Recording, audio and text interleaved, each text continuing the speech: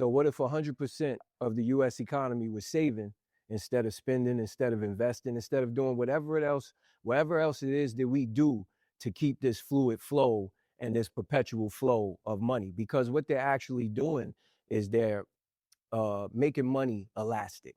It was a point where they figured money was inelastic, meaning how can we stretch it? How can we multiply? We got to create a money multiplier. And I just think on down to the design of money, right? The U.S. Mint came into effect when 1792 with the Coinage Act, right? Because we had to get rid of the continental currency, which I was just explaining to people, right? The first currency was called the continental currency, right? That was in 1775. That currency was pretty much a fiat. That was our first fiat. It was backed by what? The promise of winning the Revolutionary War. So once we start to understand things like this about money, we begin to understand why it's even made in the first place, right? So they make money to make war, to make more money, right? So now the whole construct of the money design is this. There's going to be acts put in place because they find out that it's not as fluid as they need it to be.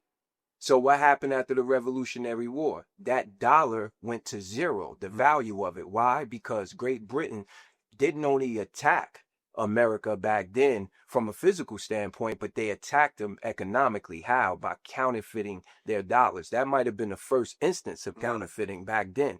We're talking 1775 during the Revolutionary War. So that currency only lasted from 75 to 1792. After that, the Coinage Act came. This is when we got our first U.S. dollar, right?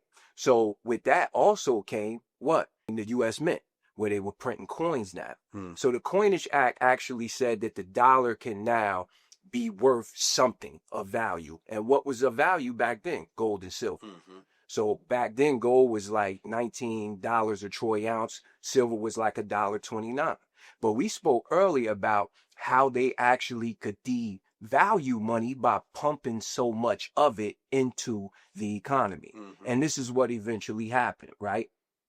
With the continental currency. So it loses its value. They create the new dollar with the Coinage Act. And as time went on, even that, the value fluctuated in that because it's about the ratio of gold and silver, right? 1 ounce of gold, 1 ounce of silver. So as time went on, the ratio of gold to silver even changed, right?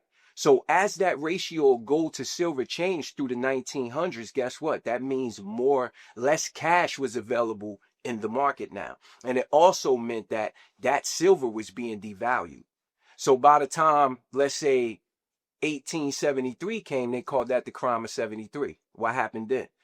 They devalued silver completely. So now all the farmers and merchants, we didn't have economics then, we had merchants. So the merchants were hurt because of this. So what did they do? They went to war.